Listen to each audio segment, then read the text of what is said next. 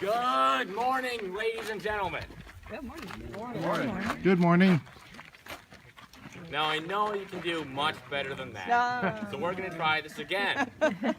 Good morning, ladies and gentlemen. Good morning.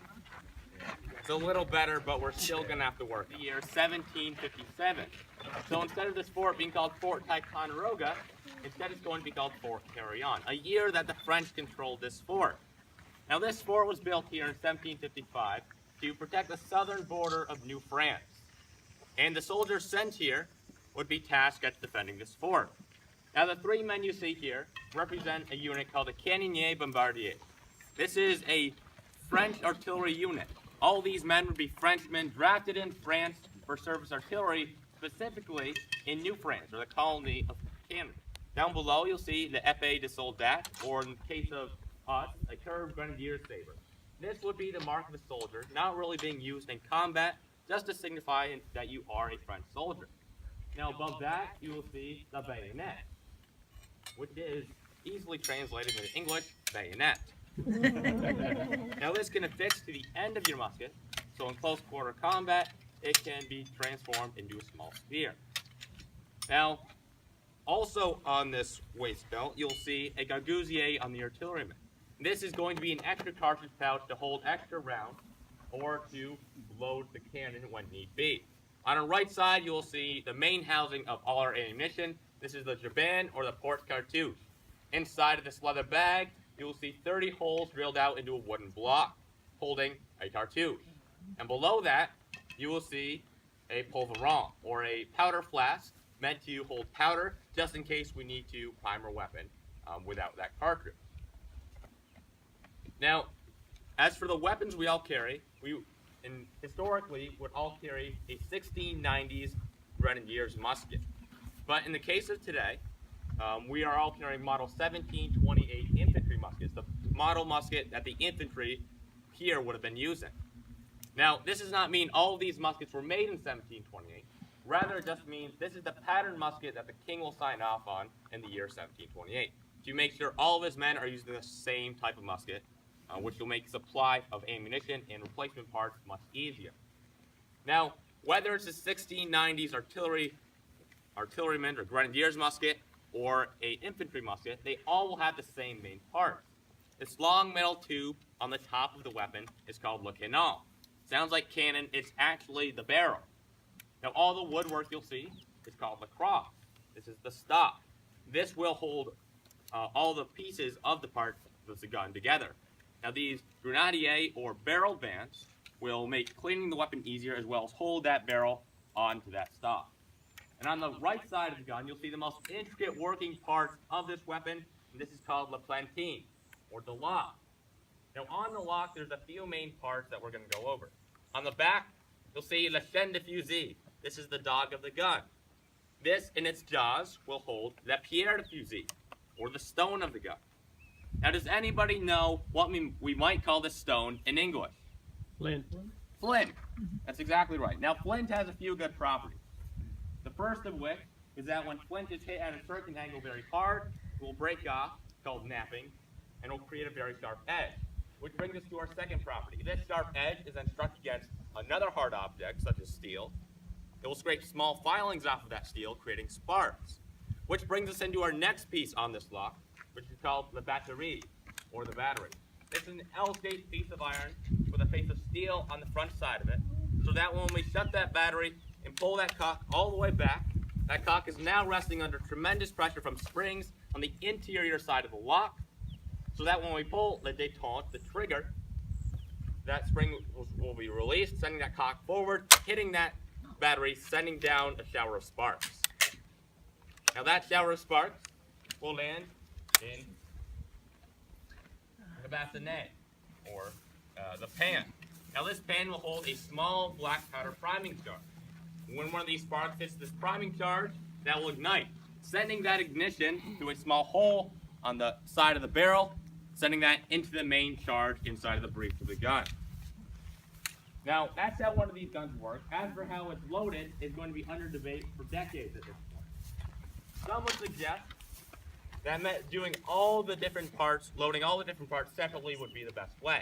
So you'd open up that pan, you take out your pulveron, pour a small priming starch in that pan and shut that pan.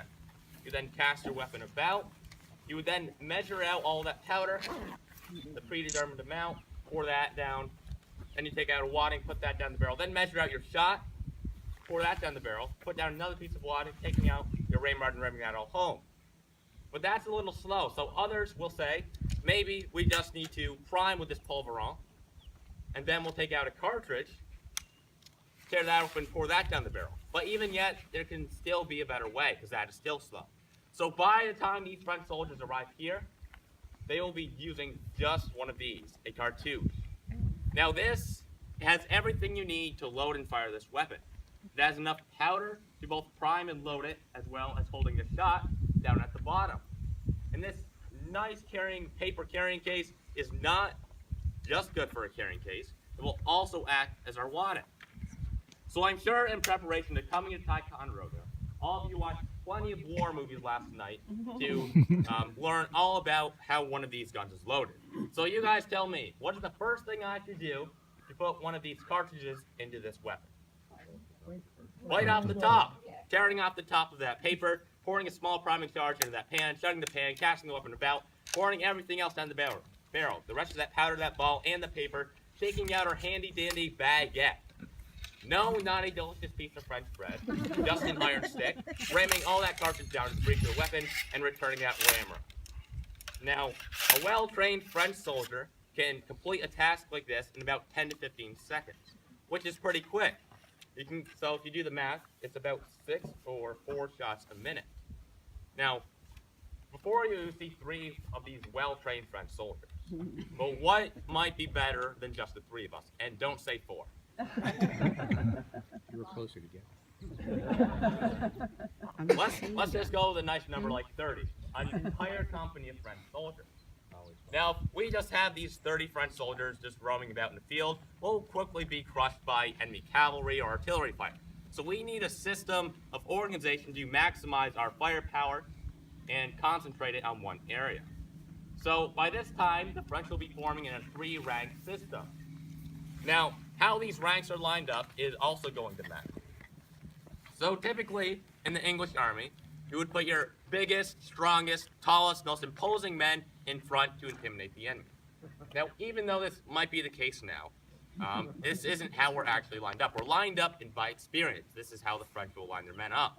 The most experienced soldiers, the first-class soldiers, will be lined up in the first rank and in the rear rank.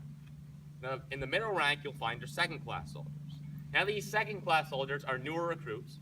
They have not seen as much practice or combat with this manual exercise.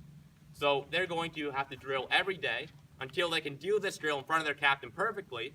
Then they will be moved up to first-class soldiers.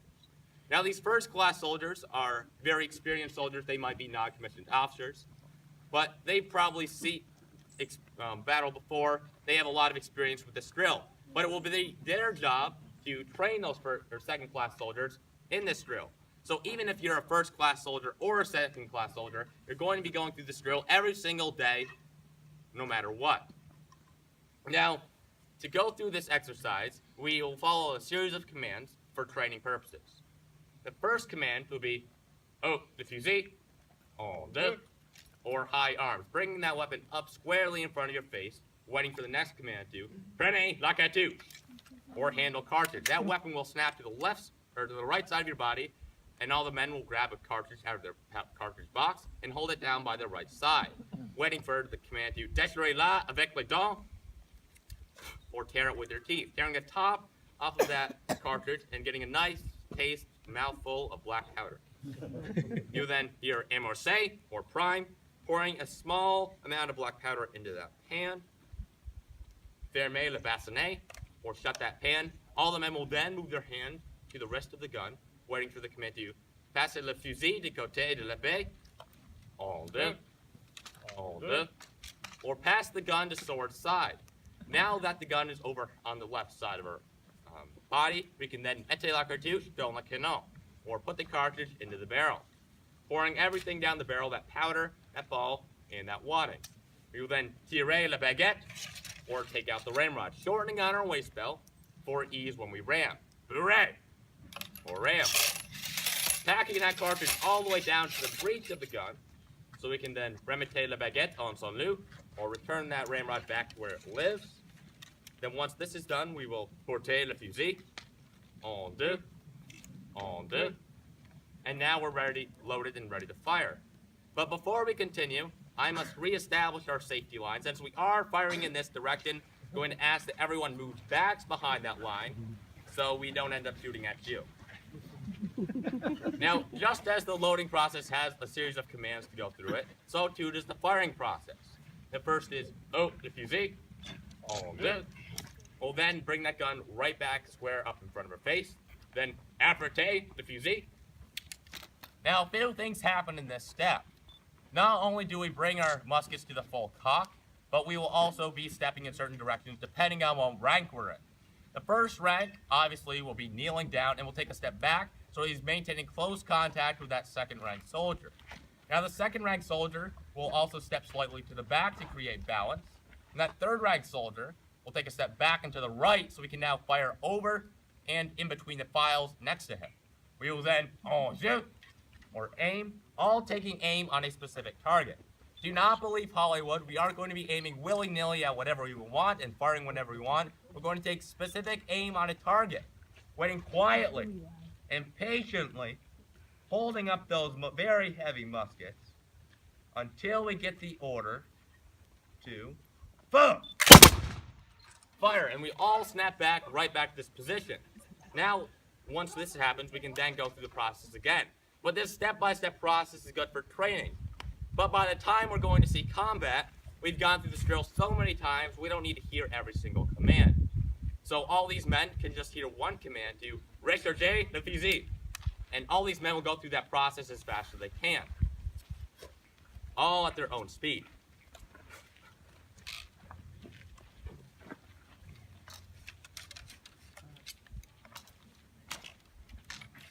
Now, this process of loading and firing is great when you're in a wide open field.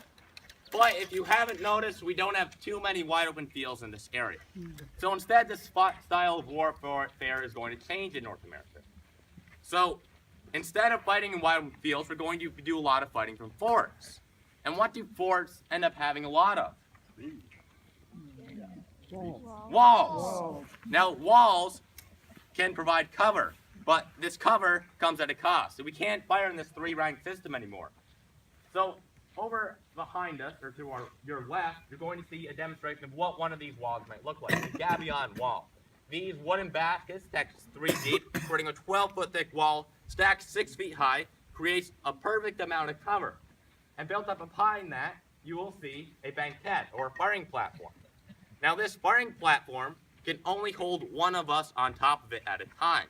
So only one of us can be firing at a time. So what is the best way for us to maintain a rolling fire down on our enemy if only one of us can be firing at a time? Other guys are loading. Other guys are loading. So we have one person up on top on that banquette and everybody else is reloading for him? Passing guns? Yeah? So are we going to rotate our guns or are we going to rotate our weapons? I just said the same thing. Rotate our guns, rotate our weapons. Rotate your weapons. We could rotate them and begin loading for them. Now, to make this loading process and firing process even better, instead of just having 3 men, we'll redouble our files. So instead of just 2 men reloading for this man, we'll have 5 men reloading for this man to keep that fire going even faster. Now, this series of firing also has a step-by-step process. The first will be, fusil, all deux, apprete, the fusil, all deux, boom. Then we'll start this range, commence fire. Now that from a ram will pass that weapon back, it'll take aim on another target, and that third rank man will then continue reloading. And this process can continue. And we'll still follow that step-by-step process. Everyone going at this reloading at their own speed.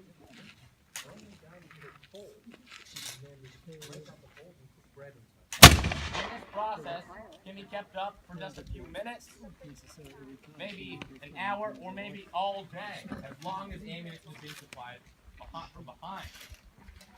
And they can continue this fire for as long as need be until they get the command to cessez le feu, or cease fire. At which point, all the shots should be fired, the last shots should be fired, and we will see what destruction we have brought upon ourselves.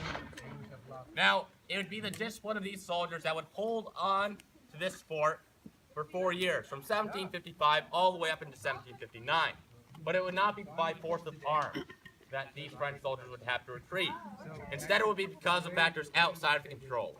Things like crop failures in Canada, causing the men here to be undersupplied with food, a blockade blocking French ships from getting into New France to even furthermore supply this fort with the supplies it needs, as well as corrupt colonial officials, governing officials in Canada, more inclined to line their own pockets than they are into supplying the men here with the supplies they need.